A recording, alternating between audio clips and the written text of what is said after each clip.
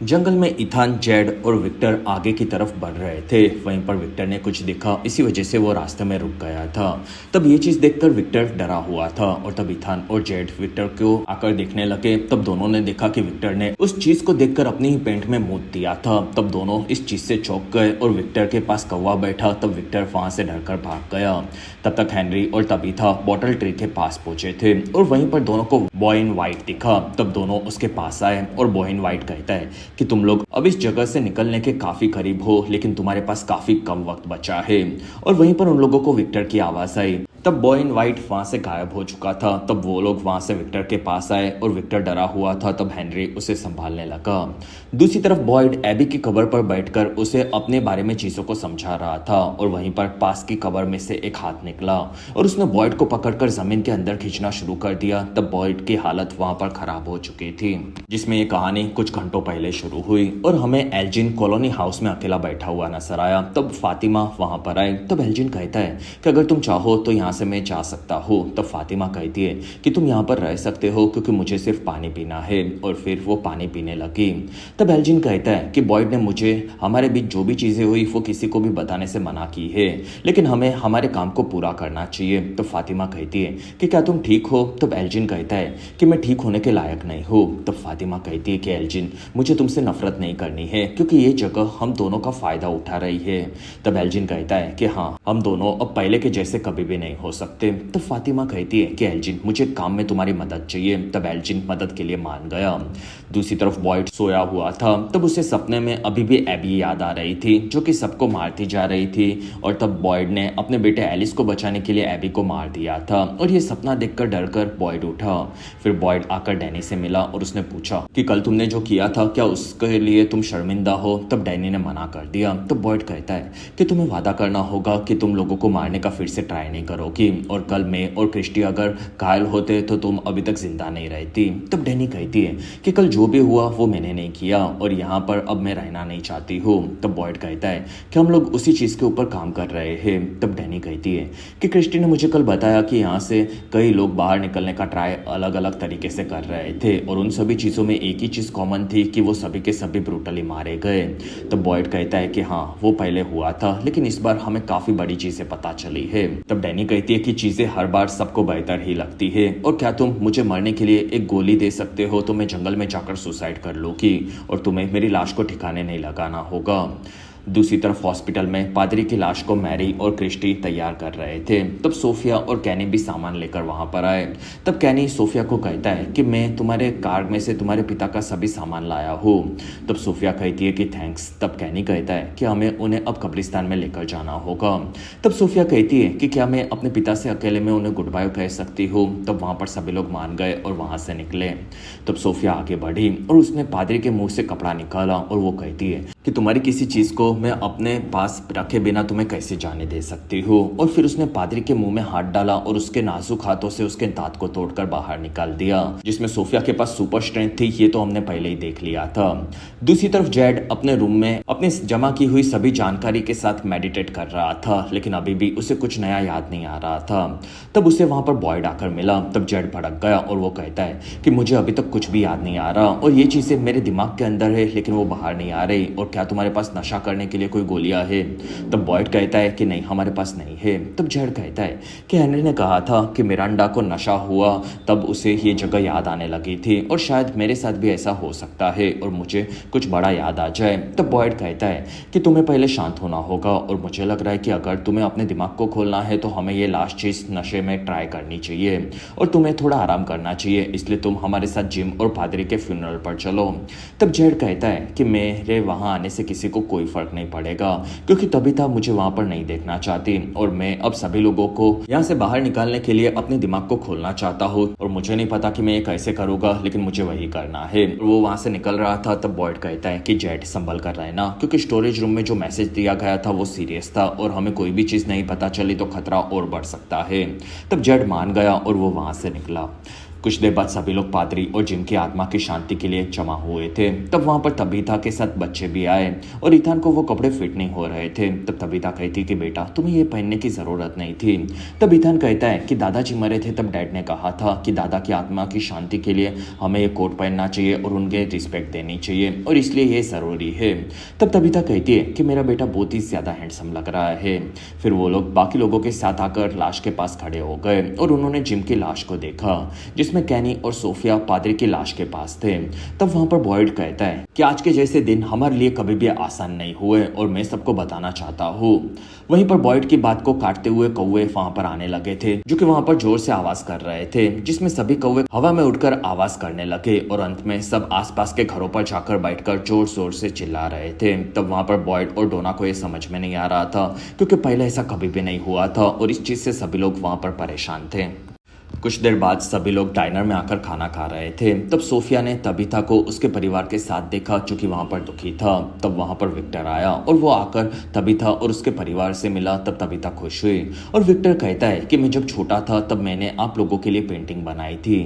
फिर उसने पेंटिंग दी जिसमें जिम और उसका पूरा परिवार आरवी में बैठकर वहां पर आएगा ये विक्टर ने पहले ही देख लिया था। तब उस पेंटिंग को देखकर तबीता की आंखों में आंसू आ गए। तब ईथान ने विक्टर को थैंक्स कहा और उसने तबीता को पूछा कि क्या मैं कॉलोनी हाउस में विक्टर के साथ जा सकता हूँ। तब तबीता ने मना कर दिया लेकिन ईथान रिक्वेस्ट कर रहा था। तब तबीता ने विक्टर को पूछा तब विक्टर मान गया और तबीता ने ईथान को उसका ध्यान रखने के लिए कहा। फिर विक्टर उसका पूरा ध्यान रखेगा इस चीज का उसने वादा किया और वो ईथान को लेकर वहां से निकला। तब जूली वहां पर परेशान थी। तब तक कैनी आकर सोफिया को खाना देकर उसे संभाल रहा था। तब सोफिया ने पूछा कि आज के जैसा क्या पहले भी कभी हुआ है। तब कैनी कहता है कि नहीं, कौवे पहले कभी भी ऐसे चिल्लाए नहीं थे जिसमें हम लोगों ने हमेशा उन्हें जंगल में ही ज्यादातर देखा है और आज जो भी हुआ वो नया था। तब सोफिया कहती है कि सारा बता रही थी कि यहाँ पर बॉयड ने तालिस्मान पत्थर ढूंढ रहे थे तब से शांति थी लेकिन कुछ वक्त पहले सभी लोग मरने लगे थे और ये सब कब से स्टार्ट हुआ। तब कैनी कहता है कि वो सब मेरे पिता के मरने के बाद शुरू हुआ और उसके एक दिन पहले एक परिवार यहाँ पर मारा गया था और उसके बाद जिम और उसका परिवार और जेड यहाँ पर आए थे। तब सोफिया ने पूछा कि क्या वो लोग साथ में आए थे। तब कैनी कहता है कि नहीं, वो लोग अलग अलग कार्स में एक ही टाइम पे यहाँ पर आए थे। तब सोफिया पूछती है कि तब से यहाँ पर सभी चीजें बुरी हो रही है राइट। तब कैनी कहता है कि नहीं और वहीं पर बॉयड कैनी से बात करने के लिए आया था। तब कैनी वहां से निकला। तब वहां पर जूलिया आकर सोफिया से बात करने लगी क्योंकि उन दोनों ने अभी अभी अपने पिता को खोया था और जूलिया सोफिया के पिता के मरने पर दुख जता रही थी। तब सोफिया उससे बात करने लगी और सोफिया बॉयड को थोड़ी सी अजीब लग रही थी। तब कैनी कहता है कि वो काफी परेशान है और अजीब अजीब बातें करती है, साथ ही वो पूरा दिन भगवान से प्रार्थना करती है। तब वहां पर जूलिया भड़क कर कहती है कि तुमने हमें समझकर क्या रखा है। तब सोफिया ने माफी मांगी।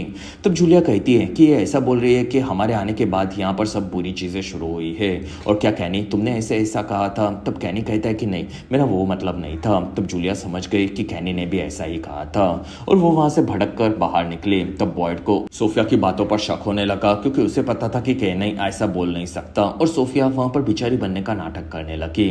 तब तक तबीता बाहर आकर जूली को कहती है कि बेटा शांत हो जाओ। तब जूली कहती है कि क्या आपको भी ऐसा लगता है कि हम लोग यहाँ पर आए उसके बाद चीजें बुरी होना शुरू हुई है। तब तबीता ने मना किया। तब जूली कहती है कि आज ऐसा क्यों लग रहा था कि सभी कौवे काफी ज्यादा खुश हो रहे थे और इसी वजह से वो चिल्ला रहे थे, जिसमें ये चीज अंदर से सोफिया देख रही थी और बॉयड वहां कैनी को समझाने लगा। तब कैनी सोफिया के पास आया और सोफिया कहती है कि मेरा वो मतलब नहीं था। तब कैनी कहता है कि हाँ, लेकिन हमें इस बारे में बात करनी होगी। तब सोफिया वहां पर मान गई। दूसरी तरफ एलिस और फातिमा कॉलोनी हाउस के पास जा रहे थे। तब दोनों ने उनके नए बनाए हुए घर के बारे में बात करना शुरू किया। साथ ही एलिस चाहता था कि फातिमा उसे बताए कि उसके साथ क्या हुआ था। तब फातिमा कहती है कि मैं उन चीजों को भूल ही जाना चाहती हूँ जो कि मेरे दिमाग में घूमती रहती है और मैं उन्हें निकाल नहीं पा रही। तब एलिस कहता है कि इस चीज में मैं तुम्हारी मदद कर सकता हूँ और मैं कुछ सामान घर के अंदर से लाता हूँ। फिर वो कॉलोनी हाउस के अंदर चला गया। तब वहां पर फातिमा ने बाहर एल्जिन को देखा और उसने एल्जिन को आगे बढ़ने का इशारा किया। तब एल्जिन वहां से सामान लेकर निकला। तब तक विक्टर और ईथान उसके रूम में आए। तब विक्टर ने ईथान को बताया कि उसके पिता अब उसके साथ रहते हैं और इसलिए दोनों ने साथ में उनका बेड तैयार किया है और वो काफी खुश है क्योंकि वो डरा हुआ होता है तब अपने पिता से बात करता है और अगर ईथान भी डरा हुआ हो तो वो उसे कुछ भी बता सकता है। तब ईथान ने पूछा कि क्या तुम्हें यहाँ पर कोई तालाब के बारे में पता है। तब विक्टर कहता है कि कि नहीं, यहाँ पर कोई बड़ा तालाब तो नहीं है, लेकिन पानी की एक छोटी सी जगह है जिसे ब्रंडल्स कहा जाता है। तब ईथन को उस जगह को देखना था। तब विक्टर कहता है कि नहीं, पानी काफी खतरनाक होता है, तो मुझे वहां पर जाना नहीं पसंद। तब ईथन वहां पर जाना चाहता था और वो अकेला निकलने लगा। तो विक्टर समझ गया कि ईथन कुछ छुपा रहा है और वो कहता है कि दोस्त कभी भी अपने दोस्तों से राज नहीं छुपाते, तो बताओ तुम्हें वहां पर क्यों जाना है। तब ईथन कहता है कि अगर तुम मुझे वहां पर लेकर जाओगे तो मैं तुम्हें सभी चीजें बता दूंगा। तब विक्टर परेशान हुआ, लेकिन वो मान गया। दूसरी तरफ तबीथा अपने घर पर आई। तब उसने विक्टर की पेंटिंग को देखा और उसने आकर ईथन की बाकी पेंटिंग्स के साथ उसे ड्रॉअर में रख दिया। तब उसे एक पुराना पेंटिंग दिखा जो कि लाइट हाउस का था। तब तबीथा को याद आया कि पिछली बार वो लाइट हाउस के पास पहुंची थी और यहाँ से निकलने में कामयाब हुई थी। तब तबीथा ने फिर से यही करने का सोचा और उसने वहां पर बैठकर एक लेटर लिखना शुरू किया, जिसके बारे में हमें आगे पता चलेगा। दूसरी तरफ जूली स्टोर रूम में आई और वहां पर वो रस्सी और टॉर्च के साथ कुछ सामान को ले रही थी और फिर वो बाहर निकली। तब उसे वहां पर रैंडल मिला और जूली उसे देखकर चौंक गई। तब रैंडल कहता है कि मैंने तुम्हें अकेले जाते हुए देखा तो मुझे लगा कि तुम रूम्स में वापस जाओगी और तुम बेवकूफ़ी ना करो, इसलिए मैं तुम्हारे पीछे आया। तब जूली कहती है कि मेरा पीछा छोड़ दो और मैं रूम्स नहीं जा रही हूँ जिसमें मैं अपने पुराने घर जा रही हूँ। तब रैंडल कहता है कि वो तो पूरा बर्बाद हो चुका है और तब मैं नीचे था और मुझे पता है कि वो जगह काफ़ी खतरनाक है। तब जूली कहती है कि मुझे पता है और तब वहां पर रैंडल कहता है कि तुम्हें वहां से क्या चाहिए। तब जूली कहती है कि मुझे पता है कि मैं स्टोरी वॉकिंग कर सकती हूँ और ये चीज़ मुझे ईथान ने बताई थी और उसके पास कुछ बुक्स थी जिसके अंदर ये स्टोरीज थी और अगर मुझे उस बुक से कैसे अपनी पावर्स को यूज़ किया जा सकता है ये पता चलेगा तो मैं अपने पिता को टाइम में वापस जाकर बचा सकती हूँ और अगर तुम मुझे रोको या ना रोको मैं फिर भी करने वाली हूँ और अगर तुम चाहो तो मेरी मदद कर सकते हो। तब रैंडल मान गया और उसने रस्सी को लिया। फिर वो दोनों आगे बढ़े। तब तक बॉयड वापस डैनी के पास आया। तब डैनी वहां पर दुखी थी। तब बॉयड कहता है कि अगर तुम्हें मरना ना हो तो तुम मेरी मदद कर सकती हो। तब डैनी ये सुनकर चौंक गई। तब तक ईथान और जेड ने आकर ब्रंडल्स को देखा और वहां पर जेड पानी में सोया हुआ था। तब दोनों को ये अजीब लगा और ईथान कहता है कि मैं इस जगह को नहीं ढूंढ रहा था और हमें यहाँ से निकलना होगा। तब विक्टर ने पूछा कि अब बताओ कि तुम्हें कौन सी जगह ढूंढनी है। तब ईथान कहता है कि मुझे लेक ऑफ टीयर्स ढूंढना है और उस जगह पर मैजिकल पावर है जो कि लोगों को पूरी तरह से ठीक कर सकती है। और मुझे लगा कि ये मेरे दिमाग की कहानी है, लेकिन कल मुझे मेरे डैड आरवी के पास मिले थे और उन्होंने कहा था कि वैसी जगह यहाँ पर भी है तो मुझे उसे ढूंढना है। तब विक्टर चौंक गया और उसने जेड को बुलाकर इस बारे में बताया। तब जेड भड़का हुआ था क्योंकि उसे ये चीजें सुनने में काफी अजीब लग रही थी। तब तक जूली और रैंडल बर्बाद हुए घर के पास पहुंचे। तब रैंडल कहता है कि क्या सच में बच्चों के बुक्स की कहानियां सच हो सकती है। तब जूली कहती है कि यहाँ के मॉन्स्टर्स भी पहले कहानी ही लगते थे। तब रैंडल कहता है कि तुम्हारा पॉइंट तो सही है। और वहां पर जूली ने आकर उस जगह को देखा जहां पर उसके पिता सीजन 2 के एपिसोड 1 में फंसे हुए थे और वो दुखी हुई और वो कहती है कि मेरे डैड सूर्यास्त पर यहाँ पर फंसे हुए थे। मैं उनके लिए काफी डरी हुई थी, फिर भी वो मुझे कह रहे थे कि बेटा सब ठीक हो जाएगा और तुम्हें डरने की जरूरत नहीं है। और जूली वहां पर रोने लगी। तब रैंडल कहता है कि ये चीज तुम मुझे करने दो क्योंकि नीचे कुछ गड़बड़ हुई तो किसी का ऊपर रहना भी जरूरी है क्योंकि यहाँ पर मदद ला सके।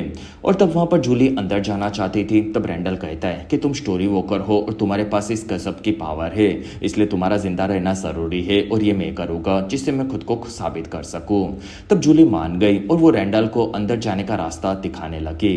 तब तक सोफिया कहती है कि जीसस की कहानी में एक आदमी के चलते सभी लोगों को काफी परेशानी हुई थी और इसी वजह से मैं इन चीजों को जूली को समझा रही थी। तब कैनी कहता है कि तुम्हें यहाँ की चीज का अंदाजा नहीं है जिसमें एक बुरे दिन में ही आदमी परेशान होकर यहाँ पर सुसाइड कर सकता है।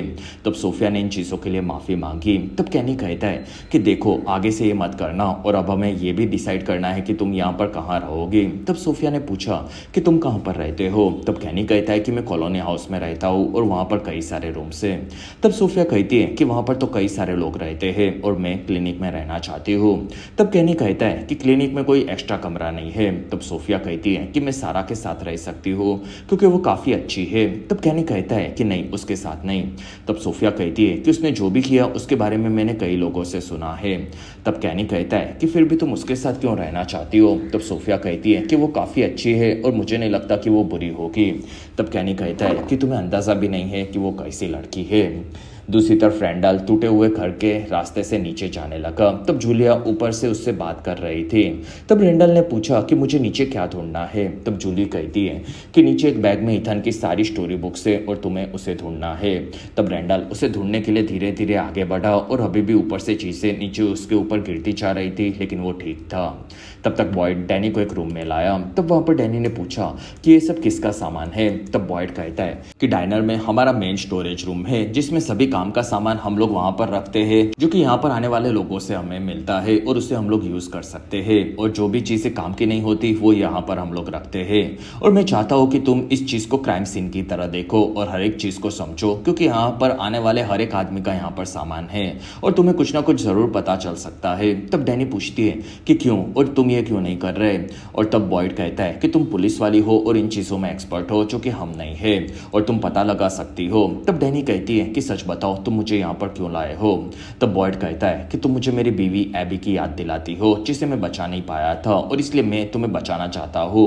और तुम्हें ये चीजें बकवास लग रही होगी, लेकिन तुम्हें ये करना होगा जिससे तुम यहाँ के लोगों को बचाने में मदद कर सको, या फिर तुम चाहो तो तुम्हें गन देकर मैं मरने देने के लिए भी तैयार हूँ, बाकी तुम्हारी मर्जी। तब डैनी ये सुनकर चौंक गई। तब तक तबीता कॉलोनी हाउस में आई और उसे वहां पर डोना के रूम में आकर एक लेटर रख दिया, जिसमें डोना वहां पर नहीं थी। फिर तबीता बाहर निकली। तब उसे हेनरी मिला और वो कहता है कि डोना अभी बाहर गई है और वो शाम को आएगी। तब तबीता कहती है कि चलेगा, मैं निकल रही थी। तब हेनरी कहता है कि मेरे परिवार के जाने के बाद 40 सालों तक मैं अकेला रहा था, और अगर तुम्हें कुछ बोलना है तो तुम बोल सकती हो। तब तबीता ने कहा कि मुझे यहाँ से निकलना है। तब हेनरी ने पूछा कि तुम कहाँ जा रही हो। तब तबीता कहती है कि मेरे घर पर। तब हेनरी कहता है कि मैं तुम्हारे साथ तुम्हारे घर पर चलूंगा। तब तबीता ने मना किया, लेकिन हेनरी उसे अकेले छोड़ना नहीं चाहता था। फिर वो दोनों नीचे आए। तब हेनरी ने पूछा कि तुम घर के बाद कहाँ जाने वाली थी। तब तबीता कहती है कि मुझे नहीं पता। तब हेनरी कहता है कि तुम्हें पता है, और तुम कहाँ जाने वाली हो ये मुझे बताओ, क्योंकि तुम्हारे दिमाग में कई चीजें घूम रही है और तुम्हें अब झूठ नहीं बोलना चाहिए। तब तबीता कहती है कि मुझे फिर से लाइट हाउस को ढूंढना है, जिससे मैं यहाँ से बाहर निकाल सकूं और उससे मदद मिल सकती है। तब हेनरी कहता है कि किसी को भी नहीं पता कि लाइट हाउस कहाँ पर है। तब तबीता कहती है कि मैंने लास्ट टाइम उसे ढूंढ लिया था और मैं बॉटल ट्री से वहां पर अभी भी जा सकती हूँ। तब हेनरी कहता है कि लास्ट टाइम पुल में वो आदमी मारा गया था, ये तो तुम्हें याद होगा। तब तबीता कहती है कि शायद वो रास्ता सिर्फ मेरे लिए बना हो। तब हेनरी कहता है कि ऐसा भी हो सकता है कि तुम उस आदमी की तरह ही कहीं पर और जाकर मारी जा सकती हो।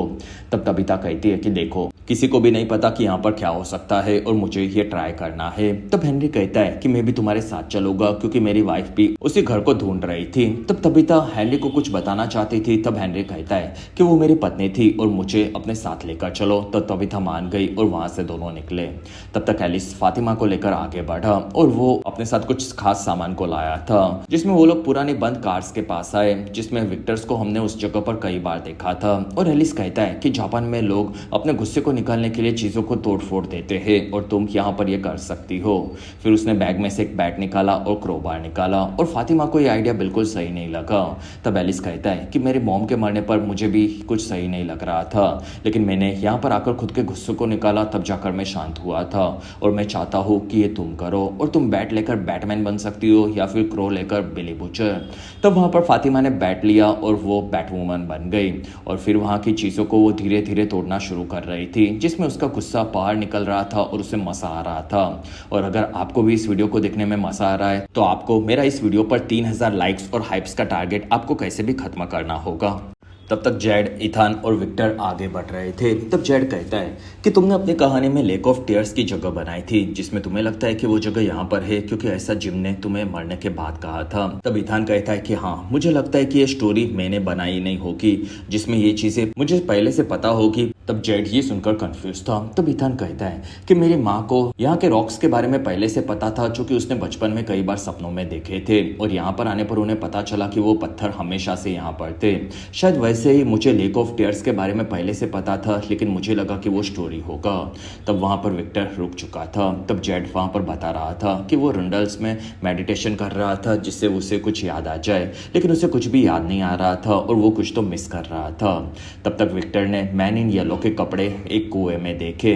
तब वहां पर जेड और इथान ने उसे देखा। तब दोनों को विक्टर काफी डरा हुआ लगा। तब दोनों ने आकर उन कपड़ों को देखा, जिसमें उन कपड़ों को देखकर विक्टर ने वहां पर मुंह दिया था। तब दोनों समझ गए कि विक्टर काफी ज्यादा डरा हुआ है।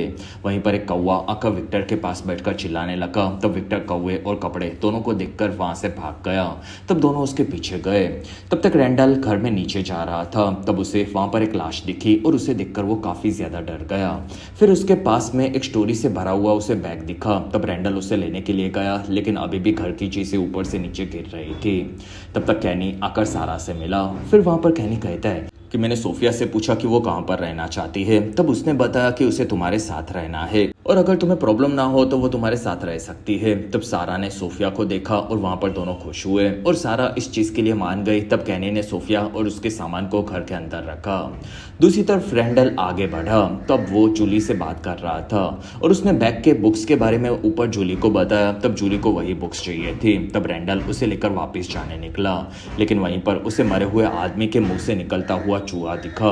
तब रैंडल उसे देखकर काफी ज्यादा डर गया था और उसकी आवाज जूली ने भी ऊपर सुनी। तब रैंडल कहता है कि मैं ठीक हूँ और फिर वो ऊपर जाने लगा। तब तक एलिस और फातिमा घर पर वापस आ रहे थे, जिसमें अब उन्हें फिर से नई शुरुआत करनी थी और फातिमा को भी अब अच्छा फील हो रहा था। तब दोनों ने वहां पर किस किया और फातिमा कहती है कि मुझे अब घर पर जाकर सोना है। तब एलिस कहता है कि डोना ने तुम्हारे लिए घर पर खाना तैयार रखा होगा और रात को मैं तुम्हारे उठने से पहले खाना बना दूंगा। तब वहां पर फातिमा एलिस को थैंक्स बोलकर अंदर की तरफ निकली।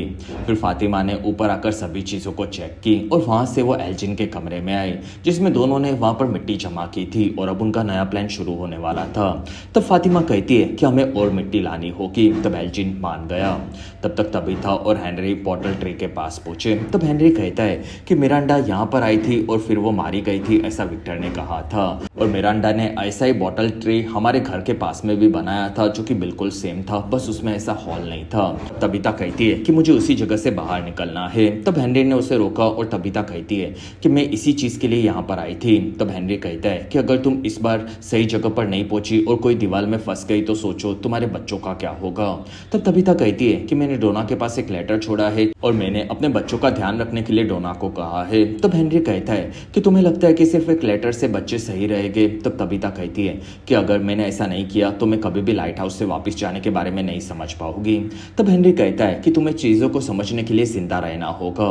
तब वहां पर तबीता ने मना किया और वो दोनों झगड़ रहे थे। तब हेनरी कहता है कि अगर तुम्हें यहाँ से जाना है तो मेरी लाश से होकर जाना होगा।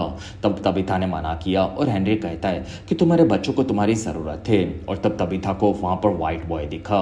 तब हेनरी ने भी उसे देखा और वो दोनों उसके पास आए। तब तबीता कहती है कि तुम यहाँ पर क्यों हो और तुम काफी बड़े क्यों लग रहे हो। तब व्हाइट बॉय कहता है कि तुम गलत सवाल पूछ रही हो। तब तबीता कहती है कि क्या वो पेड़ मुझे लाइट हाउस फिर से पहुंचा देगा। तब व्हाइट बॉय ने मना किया और वो कहता है कि अब रास्ता बदल चुका है, जिसमें पहले वाले रास्ते बिल्कुल काम नहीं आएंगे। तब तबीता कहती है कि तुम पहेलियों में बात मत करो और क्लियर बोलो। तब व्हाइट बॉय कहता है कि तुम लोग यहाँ से निकलने में काफी करीब हो, लेकिन तुम्हारे पास अब टाइम नहीं है। वहीं पर उन लोगों को इथान के विक्टर को बुलाने की आवाज आई, जिसमें व्हाइट बॉय वहां से गायब हो चुका था। तब दोनों वहां से निकले। दूसरी तरफ जेड और इथान ने देखा कि विक्टर एक जगह पर काफी ज्यादा डरा हुआ था और वो कुछ बोल नहीं रहा था। तब तबीता और हेनरी वहां पर आए और तबीता ने आकर इथान को संभाला। तब हेनरी आकर विक्टर को देख रहा था और उसने कहा कि बेटा बताओ क्या हुआ। तब विक्टर कहता है कि डैड, मैंने जो देखा काश वो सच नहीं होता, लेकिन अब वो सच होने वाला है और वो रोने लगा। तब हेनरी उसे संभाल रहा था। तब तक पास में जेड ने कुछ मशरूम्स को देखा और वो उसे देखकर समझ गया कि उस मशरूम से उसे काफी ज्यादा नशा हो सकता है।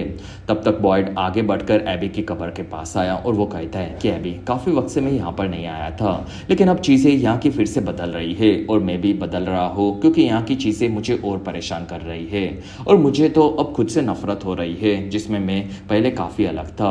और तबीता और जेड को लग रहा है कि उन्हें कुछ याद आ रहा है, जिसमें वो सदियों से बार बार यहाँ पर वापिस आ रहे हैं। और अगर ये सच है तो पहली बार यहाँ से बाहर निकलने का कोई राज हमें पता चल सकता है, लेकिन तब तक मुझे सभी लोगों को संभालना होगा।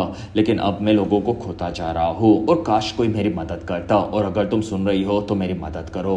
वहीं पर कब्र में से एक हाथ बाहर निकला और बॉयड को पकड़कर वो अंदर खींचने लगा। तब बॉयड का हाथ जमीन में घुसता जा रहा था और बॉयड ने खुद के हाथ को खींचकर बाहर निकाला जिसमें बॉयड की फटी पड़ी थी और वहां से हाथ और उसके आने का रास्ता गायब हो चुका था। और इसी के साथ ही बेहतरीन एपिसोड 3 यहीं पर खत्म हुआ।